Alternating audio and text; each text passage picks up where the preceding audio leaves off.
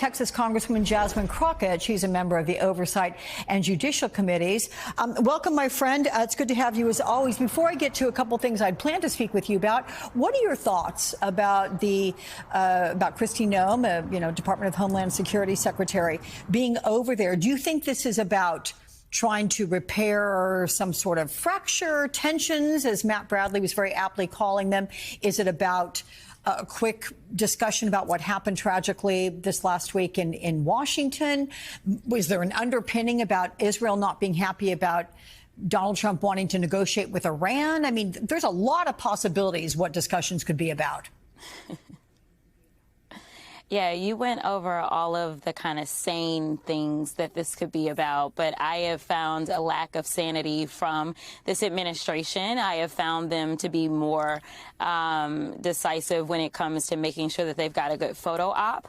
And so as far as I'm concerned, I doubt that there's anything of substance that she probably is over there to deal with. I doubt that she is going to decide to have a conversation about what happened to those two young people that worked for the Israeli embassy and talk about potential security measures that may need to be increased and cooperation. I doubt it is anything of substance. You just had a good photo op, and I think that that's probably all Kristi Noem is good for, is a photo op. All right, let's get to the tax breaks in President Trump's big, beautiful domestic spending bill. It's going to cost the government, what, about maybe more, $5 trillion. It's going to cut Medicaid, other safety net programs by at least $700 billion.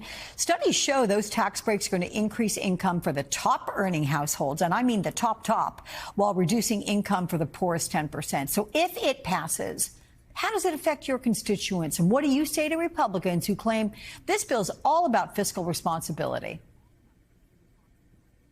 First of all, it's nothing but a transfer of wealth in a country in which, under the Biden-Harris administration, that wealth gap was actually starting to shrink because there were actual jobs that were being created. We saw through the CHIPS and Science Act that we ended up providing for opportunities for new high-tech manufacturing jobs. We also saw through the Inflation Reduction Act that there were so many opportunities around new green jobs.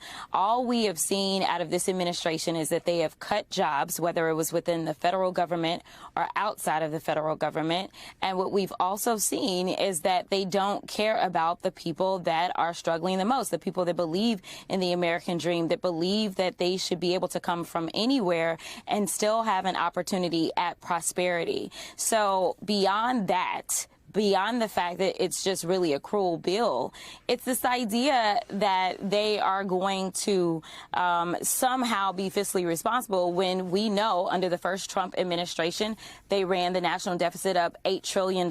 And with this one bill, they want to raise the debt ceiling an additional $5 trillion. So here is the deal. If we have cut off everything that would help somebody, which doesn't sound like a very Christian thing to do, if we're going to do all of that, at least have something to show for it. They have nothing to show for it except for, again, those top earners being able to say, have their next trophy wife or buy their next yacht or get their next plane. That doesn't work for me, and that obviously does not work for my constituents.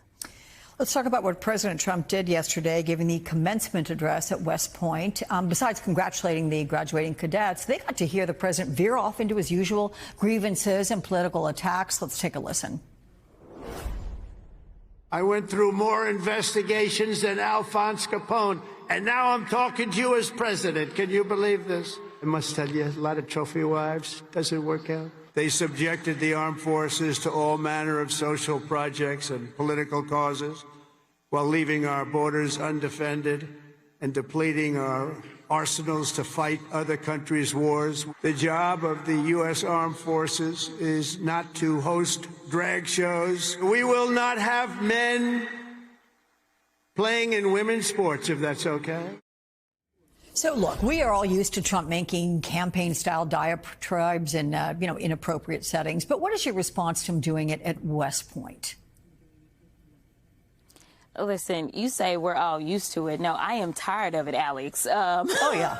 Oh, yeah. I mean, I'm right there with he you. literally sounds like someone who is broken out of the insane asylum. Like, he just be all over the place. Like, get him some ADHD medicine, if nothing else, because I don't know where he's ever going to go. And I don't think that those that have gone through West Point expected to have their commander-in-chief address them and start talking about trophy wives or start talking about how he had so many investigations. What a great reminder that you are not qualified to be the person that potentially will command us as troops to go into war. Like, that is not instilling confidence whatsoever. And honestly, our troops deserve better. Our graduates deserve better. We as a country deserve better. And frankly, if we are going to ever be seen as the world leaders that we historically have been, the world deserves better. It is time for Republicans to start calling him out and start questioning his mental acuity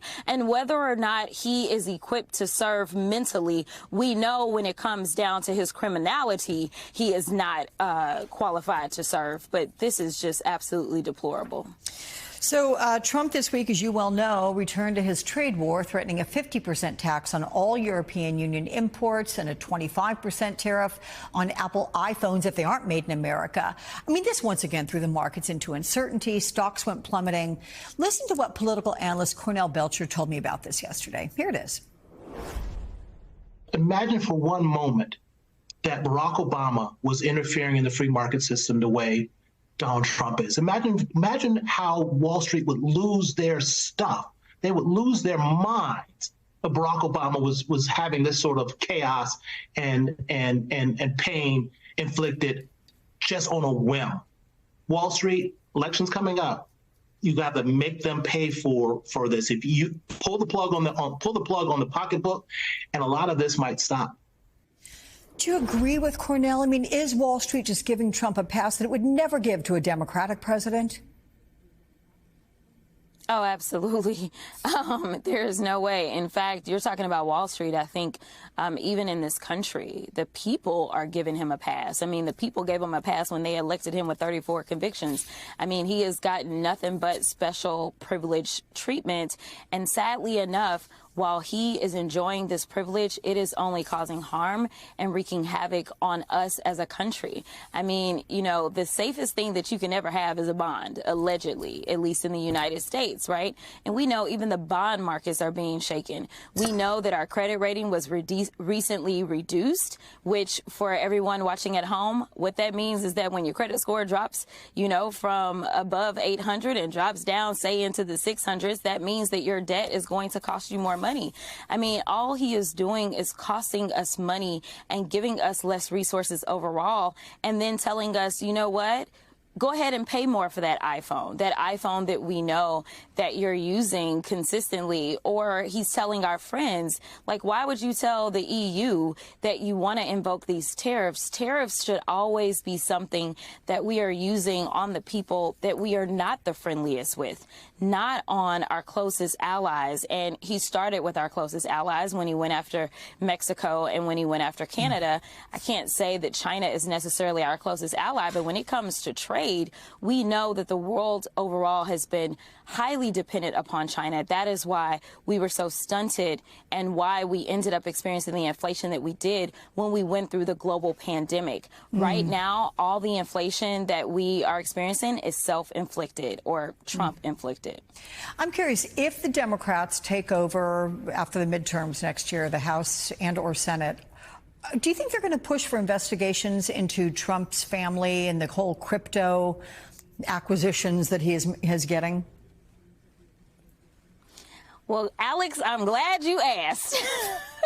Oh, here we go. Listen, so long as we end up taking the House, which I fully anticipate that we will do, and we are going to work hard to obviously help our Senate colleagues as well, then as someone who serves on the Oversight Committee and hopes to lead the Oversight Committee, I can guarantee you that we will do what we are supposed to do as constitutionally sworn members of the House, which means that we will conduct oversight. That means that we will investigate. We will look at whether or not this president himself has violated the emoluments clause as it relates to, say, such things as getting a $400 million plane from the Qataris. We also will make sure that we're looking into all these business deals that they have going on. I mean, think about it this way, Alex. They were going after Hunter because he sat on a board. Think about how much money they are raking in, whether we're talking about the next golf resort that they're setting up in Qatar, or whether we're talking about them leveling Gaza, as they've talked about, and talked about how it would be great beachfront property, whether we're talking about this crypto scam, the scam that people didn't even want to walk into and show their faces. Let me tell you, there is no shortage of things for us to dig into and determine whether or not there have been not only violations of the law, but definitely violations of our Constitution as a whole. Did you make a little news here? Didn't you say you hope to lead that committee? I absolutely do. You know, unfortunately, we are going to lay our dear colleague, Jerry Conley, to rest here on Tuesday. And there will have to be an election to determine who is going to lead the Oversight Committee. And ultimately, I am hoping and praying that my colleagues see that I can provide what we need as a team to make sure that we can move forward and instill some confidence in the American people by knowing that they have a real fighter who will not back down, even in the face of all the threats that I will have waged at me, because Lord knows I get death threats every single day. But at the end of the day, I truly believe that God will never leave my side. And so I will fight fearlessly and ferociously for the American people.